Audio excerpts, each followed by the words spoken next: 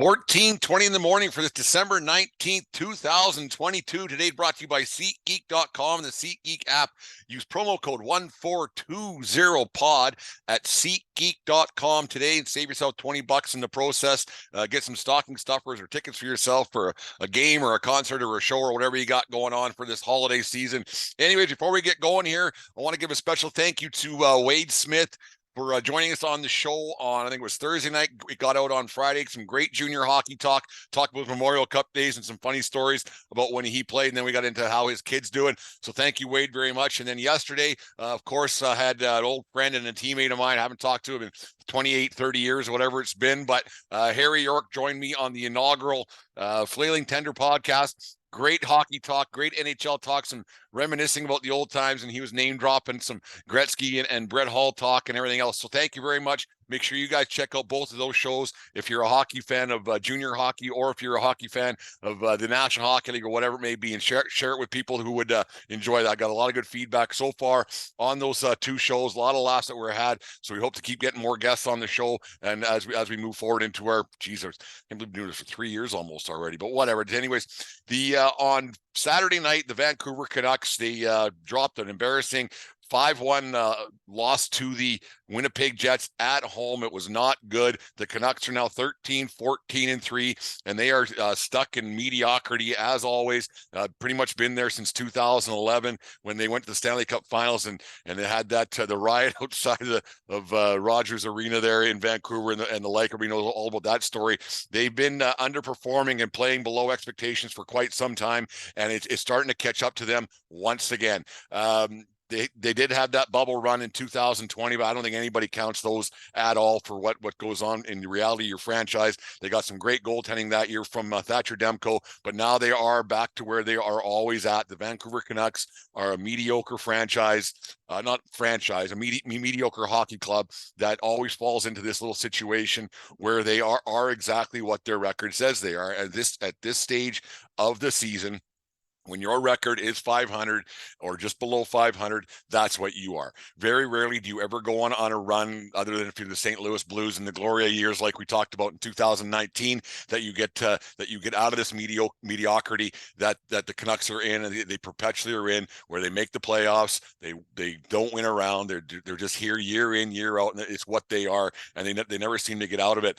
They have some really good to elite players with Hughes and Pedersen. They got guys who are very talented, and Demko, like I said, he's a great goaltender. So they got three guys that they could probably build around. But if you get stuck in this mediocrity that they're in, then before you know it, these guys will be at a point where they're past their prime years, where they should be doing winning, should be winning hockey games and doing a lot better than they are. But you got guys like Ekman Larson making 7.2 for another 5 years, Tyler Myers making $6 million, Brock Besser at 6.65, I think, and he's a minus 14. He's leading the Vancouver Open 14 under par. That's not a good thing to be going with. And then when you have a problem with your captain, Bo Horvat, pretty much making a statement that the trade probably is going to happen, but he's committed to playing with the Canucks. When you got to go out and make a statement like that, that probably means that they're shopping you and you're gone. And he just wanted to get in the media to get out of it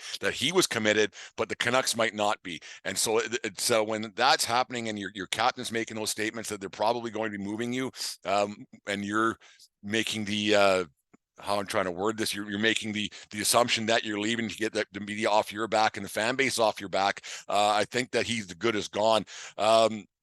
What can you do with these teams? Like, what can you do with these players? Yeah, the fan base wants you to get rid of these guys, and but they have contracts, and you can't just go start dumping contracts and dumping guys, because you got to make sure other teams want these guys.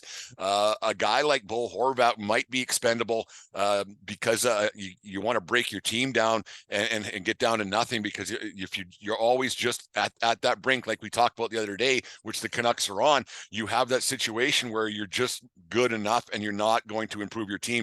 If you go out and you trade Horvat and you trade the Shens of the world and those kind of guys who do make a little bit of money, but you got some capital there, some draft capital, and maybe you go trade him to a team that's looking to make a playoff run again, like the Boston Bruins are just a wagon. They just won't stop. And you go and make a deal, and maybe you can get some first round draft picks and get some capital and trade up to get in the draft, miss the playoffs completely, and then get some elite players. Like, I'm not going to say they can fall into the Connor Bedard situation first overall. It's gonna be interesting to see how he does the World Juniors. It's going to be really, really interesting to see how he does at that tournament, which starts on Boxing Day. We'll get into that in a little bit, but you can fall into that first, second, third overall pick and start to build your team and go for something, a la the Chicago Blackhawks of a few years back. And they're taking a beating. Hey, they got smoked last night by the Rangers, and they're in big trouble. But they said they were going to be not good this year, so they went about it the right way.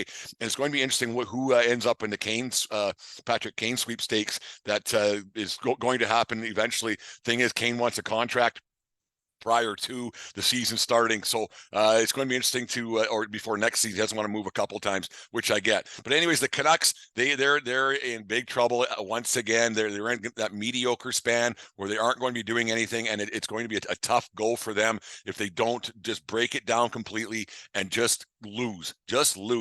Mediocrity breeds mediocrity, and you'll always be mediocre. They've had two runs in my lifetime. Well, I guess three, though. The 80, I guess it was the 83 with King Richard Brodeur when they went to the finals, as well as 82, 83, 82.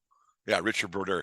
Remember him? Anyways, yeah, the Canucks, it's just a team they should just lose, call it good, be happy with what they got, build around Pettersson, build around Hughes, go get a high draft pick for a first time in a long time, and make some waves in years to come. You got these contracts that are high. They're under the cap situation, and a team with a high cap like that, and they're not doing anything with it, you're in trouble. Like that Ekman Larson, that contract's tough. That's a tough look on that one. 7.2 for 5 more years. Whew, you can get a heck of a hockey player for 7.2. Anyways, happy birthday to retired NHLer and current Calgary Hitmen assistant coach Matt Stajan. Stajan scored 413 career points in 1,003 NHL games with Toronto and Calgary. Stajan was also part of the 2003 World Junior team that won. Do you win a silver medal, or do you lose a gold and get a silver?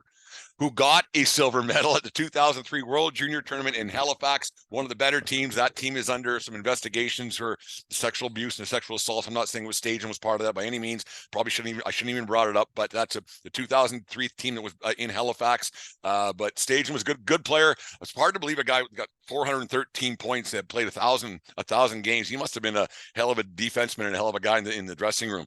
Also, today in sports history, in 2003, the Bartman ball. Everybody knows the story about Steve Bartman, Chicago Cubs playoff game. The whole bit. He reached Moise Salou went to catch the foul ball, reached into the stands, or did Bartman reach out? Could have been fan interference, could have not been fan interference. Anyways, the Cubs ended up losing that game.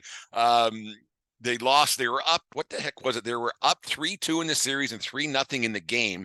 And then that foul ball with 2 outs or 1 out in the eighth, dropped it. Then there was errors and walks and missed cutoff men and the whole bit. Would Lou ever caught the ball? It's been rumored that he said he guaranteed he could have caught it, but then there's other things. No, I probably wouldn't have caught it. But the Bartman ball was sold for $106,000 on this day in 2003. I don't think he would have caught it. I really don't. And I'm not even blaming Bartman. Any fan who's ever been to a baseball game, when the ball goes up to you, you don't think of anybody but that ball. That ball is for the fans, even if no matter what, you're going for it. And Bartman was wrongly persecuted over the years by Cubs fans. Yes, there's been an apology been released since then, but I don't think he's going to get that ball. Like, it's just a funny situation how that all turned out. And you look at the Jeffrey Marabar ball from the '96 World Series where the Yankees won, when he reached in and caught it, helped the Yankees win the World Series that year. And this one helped the Cubs lose or not even advance the World Series. But people forget that ball, that play, it didn't much matter because the next night they blew a lead too with Kerry Wood on the hill at Wrigley again. They blew, I think it was a 5-2 or a 5-3 lead in that game as well, and ended up losing Game 7. So they had chances to go out and win after the fact, but they didn't. So to blame Bartman, you can still see his green turtleneck, and I think him sitting in the stands with his headphones on, listening to the game and everything else. So you kind of feel bad for how he was persecuted, and they did make amends after they won the World Series. He did in 2016.